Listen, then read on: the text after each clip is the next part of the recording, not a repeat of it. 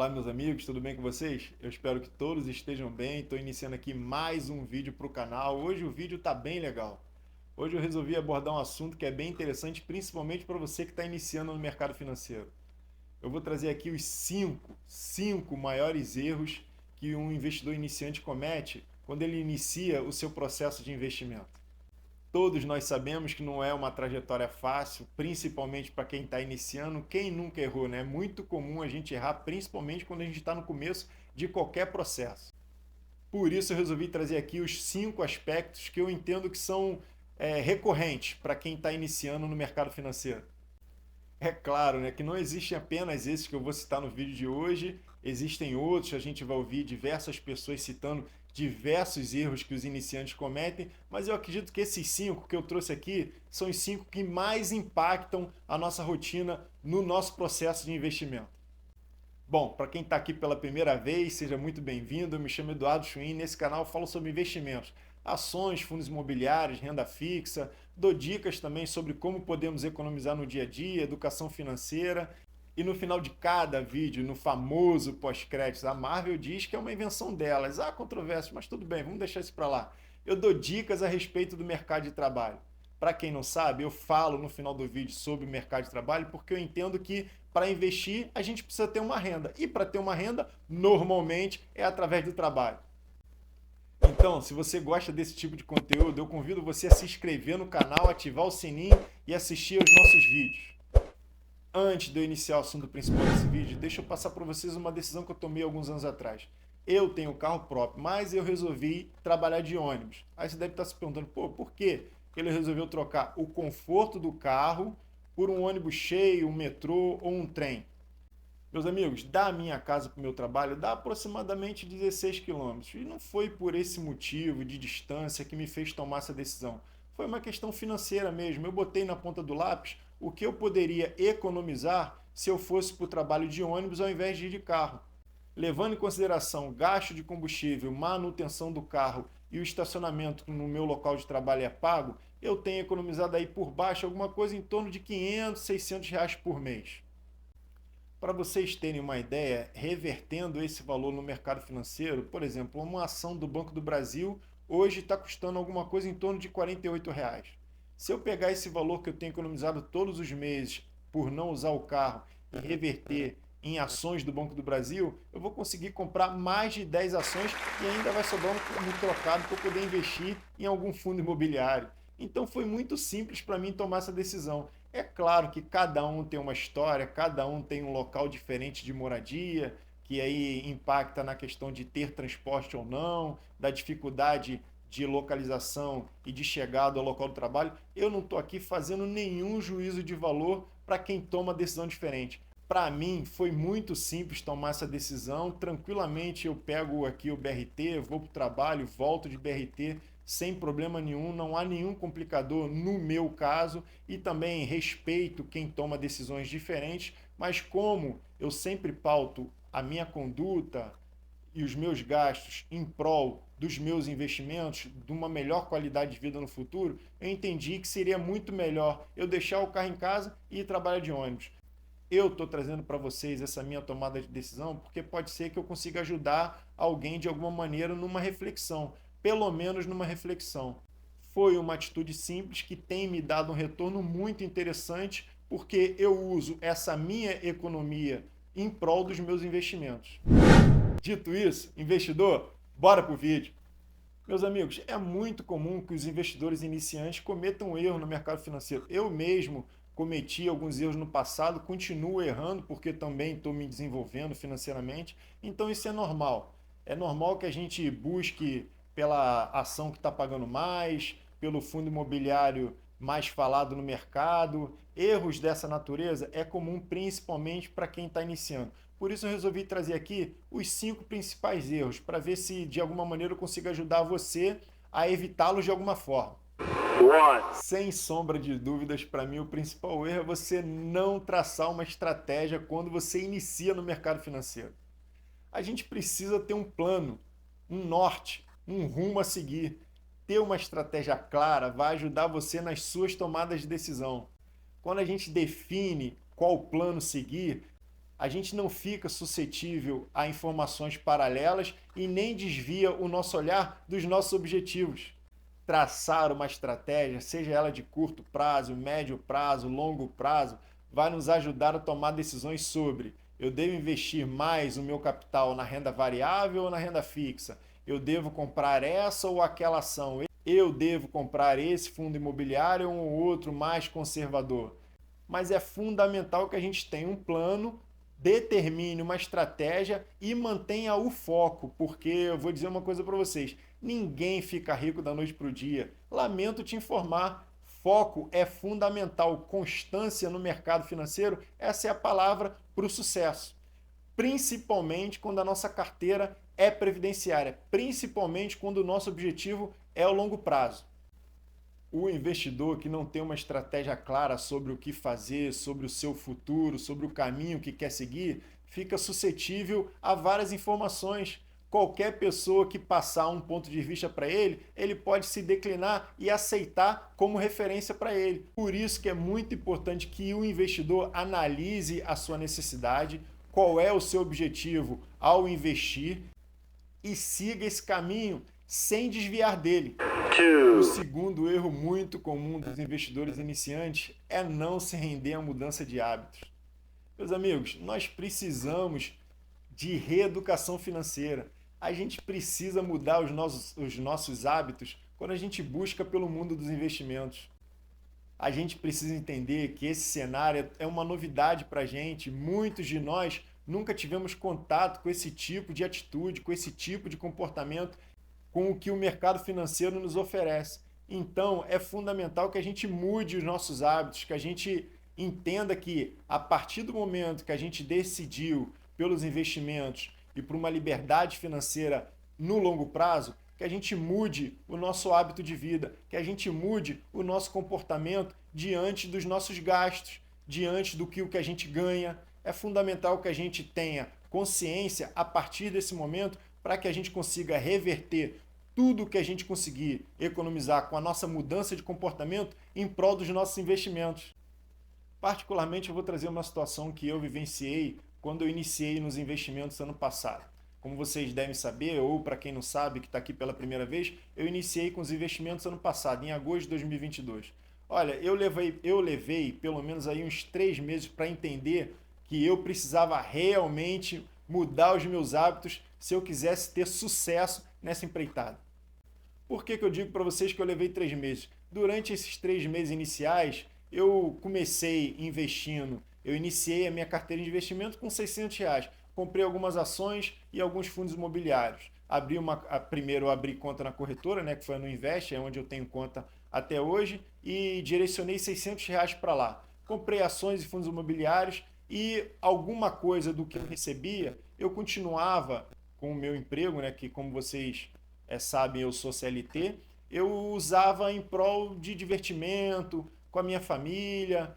Toda vez que eu fazia uma hora extra, eu usava esse dinheiro da hora extra em prol de algum passeio. Não que a gente não possa passear, a gente pode e deve ter momentos de qualidade com a nossa família, é fundamental. Só que eu ainda não tinha entendido que toda sobra, todo dinheiro a mais que entrasse no meu orçamento, eu precisava sim direcionar parte dele para os meus investimentos. Por quê? Porque eu comecei tarde, eu comecei a investir com 47 anos. Então, eu tenho um tempo mais curto do que o meu filho, por exemplo, que iniciou a carteira dele de investimentos com 15. E como vocês sabem, o tempo é fundamental para o sucesso financeiro.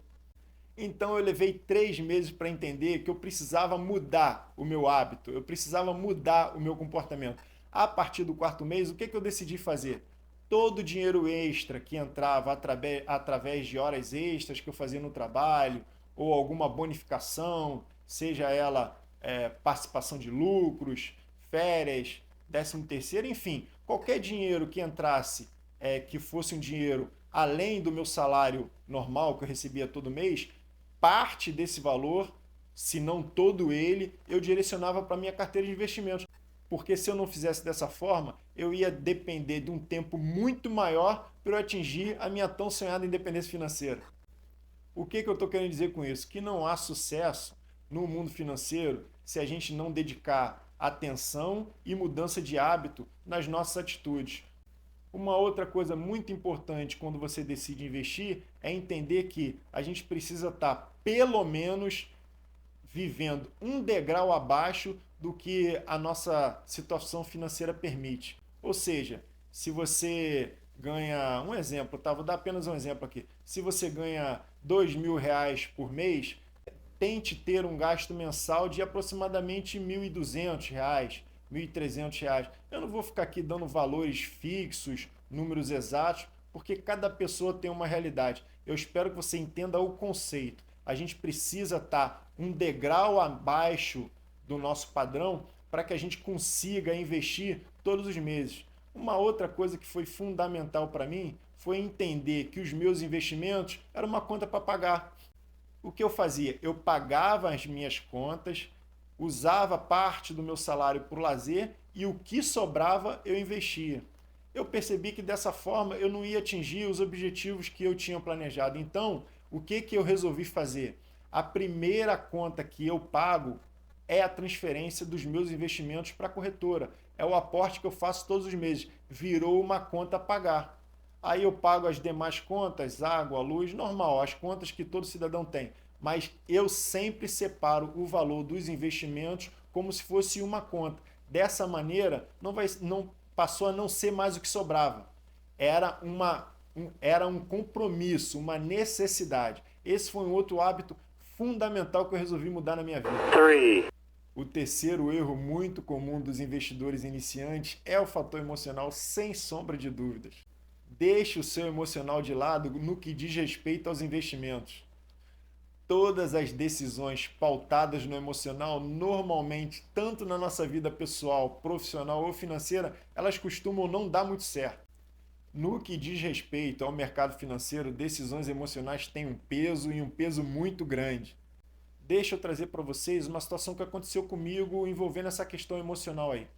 Bom, eu sou da área da indústria, né? Então durante muitos anos eu acompanhei diversas empresas nesse segmento. Empresas que trabalham no segmento do aço, empresas que trabalham no segmento do petróleo.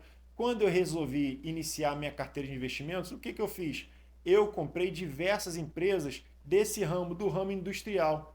Foi realmente uma decisão voltada pelo emocional, por conta da minha proximidade nessa área, mas não foi uma decisão pautada em números. Por quê? Porque uma carteira voltada para ações, ela também tem que ser uma carteira diversificada, inclusive nos segmentos. E o segmento industrial, ele é um segmento muito cíclico, ou seja, ele oscila muito. Então eu entendi, depois de muito tempo, que para mim seria mais seguro investir em empresas de setores perenes, são aqueles setores que todo cidadão precisa, querendo ou não, utilizar no dia a dia, como bancos, setor elétrico, saneamento básico. Esse setor é um setor mais seguro para se investir. E o setor da indústria é um setor mais cíclico, ou seja, oscila muito. Eu deixei o meu emocional falar por mim e coloquei na minha carteira algumas empresas desse segmento. Não foi uma decisão acertada, depois eu entendi isso e estou fazendo um rebalanceamento da minha carteira para poder resolver essa questão que o meu emocional falou por mim. É muito importante que a gente não deixe o nosso emocional falar pela gente. Quando a gente vai escolher um fundo imobiliário ou uma ação, ou que seja algum ativo da renda fixa, é importante a gente analisar os números, os fundamentos da empresa, os fundamentos do fundo imobiliário, tomar decisões pautadas no racional e não deixar o emocional falar pela gente, porque normalmente quando a gente permite e se deixa levar pelo emocional, as nossas decisões elas não são boas, principalmente no que diz respeito ao mercado financeiro. O que fala pelas nossas tomadas de decisão são os números, apenas os números. Tente sempre, na medida do possível, separar o emocional dos seus investimentos. Vai ser uma decisão segura, uma decisão assertiva e uma decisão que vai proteger o seu capital, principalmente no longo prazo. O quarto erro muito comum dos investidores iniciantes, infelizmente, é a ganância. Quem não quer ficar rico da noite para o dia? É muito comum a gente se deixar levar por aqueles ativos que a gente recebe como notícia de que vai ajudar a gente a enriquecer assim, ó, de uma hora para outra. Mas eu lamento dizer para vocês que no mercado financeiro não existe enriquecimento da noite para o dia. Se a gente parar de frente para o computador, seja pelo celular, e acessar o YouTube, assistir alguns vídeos, rapidamente a gente vai encontrar várias pessoas indicando vários produtos milagrosos, dizendo que você vai ficar rico da noite para o dia, invista aqui, que você vai ter um retorno financeiro acima da média do mercado. Minha gente, isso não vai acontecer. O mundo dos investimentos não funciona dessa maneira. Geralmente, quem busca por esse caminho tem uma perda de patrimônio considerada. E é por isso que muitos dizem que investir na Bolsa de Valores é loteria. Porque, infelizmente, em algum momento ele se deixou levar por algum influenciador desse, achou que ia ficar rico em um mês, em um ano e perdeu tudo. Aí acaba botando a culpa no sistema, ao invés de fazer uma reflexão e entender que ele quis uma coisa que ele não ia conseguir, que não é dessa maneira que funciona. Então, não seja ganancioso. Busque por empresas e ativos seguros, já consolidados no mercado. Não faça aposta com seu patrimônio. Não se deixe levar por essas pessoas que dizem para você que você vai enriquecer da noite para o dia. Isso não é verdade. E lamento te informar, isso não vai acontecer. Consistência e constância. Esse é o segredo. O quinto erro muito comum cometido pelos iniciantes é não buscar por conhecimento. É fundamental que a gente busque pelo conhecimento. Na vida, conhecimento é tudo. Você precisa estudar o mercado financeiro, ler bons livros. O Homem Mais Rico da Babilônia é um excelente livro para quem está iniciando no mundo dos investimentos. Pai Rico e Pai Pobre é um outro ótimo livro que vai te ajudar nas suas tomadas de decisão. Mas, meus amigos, conhecimento é fundamental. Estude, aprenda. Aqui, em nenhum momento, eu vou trazer uma recomendação sobre o que você deve comprar ou o que você deve vender. O meu único objetivo aqui é ajudar você nas suas tomadas de decisão com informações. Apenas isso. Quem deve gestionar o seu dinheiro é você. Mas para isso é importante que você tenha conhecimento. E para ter conhecimento, a única coisa que nos resta é estudar. Então estude muito. Temos várias fontes de consultas. Hoje em dia, o Luiz Barsi começou há mais de 50 anos. Na época, nem internet tinha. Hoje em dia, você fazendo diversas buscas na internet, você consegue muito facilmente várias pessoas que ajudam a gente nessa busca pelo conhecimento. Mas é muito importante dizer, nenhum deles deve te influenciar. A decisão tem que ser sua. Por isso é fundamental e importantíssimo que você se desenvolva nesse aspecto. Busque por conhecimento, se liberte, se transforme numa pessoa autônoma para que você use o seu patrimônio a seu favor. Deixa eu trazer uma situação aqui bem interessante. Muitos que lidam no mundo dos investimentos conhecem o Luiz Barsi, que é a pessoa física mais bem-sucedida da Bolsa de Valores. Você quer saber um ponto de vista dele com relação aos investimentos? Ele não investe em fundos imobiliários. Ele diz que, tem uma entrevista dele dizendo que fundos imobiliários é um conto do vigário. Ou seja, no entendimento dele, investir no mercado imobiliário no Brasil não é uma decisão inteligente. E olha que o Luiz Barsi não é uma pessoa de se jogar fora. Ele enriqueceu na Bolsa de Valores apenas investindo em ações, então realmente ele é uma pessoa a ser ouvida.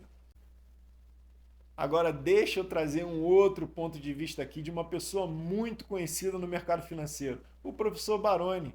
Ele investe o patrimônio dele exclusivamente em fundos imobiliários. É uma pessoa muito bem sucedida, milionária, tem diversos cursos aí disponíveis para quem quer aprender esse segmento e tem uma entrevista dele dizendo que todo o patrimônio dele alocado na renda variável está em fundos imobiliários. Aí agora eu te pergunto, quem está certo? O professor Baroni ou o Luiz Barsi? Eu não vou estar aqui dizendo para vocês se um está certo ou o outro está certo, porque aqui a minha intenção não é essa. eu estou mostrando para vocês que existem diversos pontos de vista e todos eles merecem ser ouvidos, mas quem toma a decisão é você. Por isso que é importantíssimo que você busque por conhecimento, para que você tenha autonomia de tomar as próprias decisões. Particularmente, eu invisto nos dois, em ações e em fundos imobiliários. Eu acho que o Luiz Barsi tem a sua razão e o professor Baroni também, mas cada um que tome as próprias decisões e que façam as reflexões a respeito desses dois pontos de vista. Como é que eu vou dizer que o Barsi está errado? Um homem que ficou milionário investindo apenas em ações. Como que eu vou dizer que o professor Baroni está errado? Um homem que ficou milionário investindo apenas em fundos imobiliários. Por isso que eu entendo que é fundamental que a gente busque por conhecimento, para que a gente possa escutar um especialista como Barsi, escutar um especialista como Baroni, refletir a respeito do assunto e tomar as nossas próprias decisões. É simples, a gente precisa de conhecimento. O conhecimento realmente é libertador. Se vocês gostaram desse conteúdo, eu convido vocês a se inscreverem no canal, ativar o sininho, assistam os vídeos. Vamos juntos em busca da tão sonhada independência financeira. E é como eu sempre digo, é fundamental que a gente busque por crescimento e por conhecimento, porque o que realmente liberta é o conhecimento. Obrigado por ter assistido o vídeo até aqui e até o nosso próximo encontro. Tchau! Nessa parte do vídeo eu falo sobre o mercado de trabalho.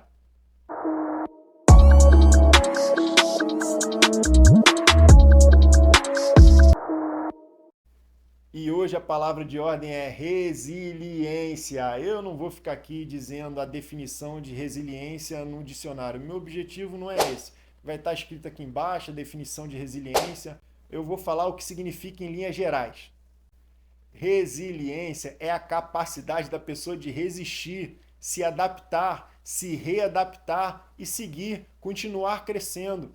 Meus amigos, é muito comum que as empresas, de uma maneira geral, passem por adaptações, mudanças, até demissões. E é fundamental que a gente entenda que esse processo é natural, pode acontecer em qualquer empresa, inclusive na empresa que a gente trabalha. Por isso é muito importante que a gente desenvolva na gente a resiliência. A resiliência vai ajudar a gente a se adaptar às mudanças e não ficar resistindo contra elas. As mudanças, elas têm que acontecer em toda a organização e quando ela chega, é muito comum trazer um certo desconforto. É natural. Ficar resistente a isso vai transformar você um funcionário não tão bem visto pela sua liderança. Então, não resista às mudanças, aprenda com elas, busque uma maneira de lidar com as mudanças, mesmo aquelas que você não está de acordo, que você não concorda, elas aconteceram, elas vão acontecer, não há o que podemos fazer para mudar isso. Então, a única coisa que nos cabe é nos adaptar. Um funcionário que tem facilidade em lidar com mudanças é um funcionário resiliente. E, além do mais, toda liderança, quando observa que o funcionário, apesar de ter a sua opinião, que é comum que a gente tenha a nossa opinião, mas que ele esteja aberto a mudanças, ele é muito bem visto sempre pela organização, sempre, sempre. Outra característica de uma pessoa que é resiliente é lidar com estresse e com pressão. Nem sempre o ambiente de trabalho vai ser um ambiente favorável. É normal que haja pressão em todos os segmentos da sociedade, mas é fundamental que a gente tenha equilíbrio emocional para lidar com todas as situações negativas do nosso dia a dia e no ambiente de trabalho não é diferente. Canalizar estresse e pressão pode alterar os seus resultados. Outro aspecto muito positivo para uma pessoa resiliente é saber lidar bem com feedbacks, digamos assim, não tão favoráveis. Muitas das vezes a gente tem uma conversa com a nossa liderança e o que a gente ouve não é uma coisa que a gente gostaria de ouvir, ou às vezes é até uma coisa que a gente não concorda. É normal, é o ponto de vista da sua liderança. É importante que você absorva o que está sendo dito para que você se reinvente. Ficar questionando o que está sendo dito em forma de feedback não vai te levar a lugar nenhum. Seja resiliente, escute o que está sendo dito e tente entregar o que é necessário. porque no final das contas é a sua liderança que você precisa atender. Então não adianta você ficar resistente ao que você está ouvindo ou se estressar por você não concordar com o ponto de vista. O que está sendo dito não é para te prejudicar, é apenas para mostrar para você que você precisa entregar o que ele precisa, o que a sua liderança precisa, o que a empresa necessita. Então, seja resiliente, escute, se readapte, mude. Até aqueles conceitos que a gente entende que são valorosos para a gente, se for necessário, a gente precisa estabelecer um processo de mudança para que a gente reaja bem a elas e entregue o que esperam de nós. Eu espero ter ajudado a vocês com essas dicas e até o nosso próximo encontro. Tchau!